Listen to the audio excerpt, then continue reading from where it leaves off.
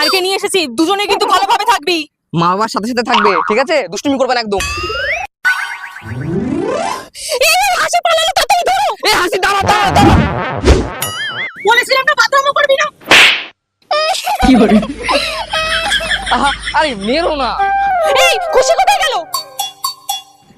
দাঁড়াও দেখছি। কাকু একটা চিপস দাও। পয়সা আছে তোমার কাছে? তোমার মা বাবা কই? আমার বাবাকে চেনো না?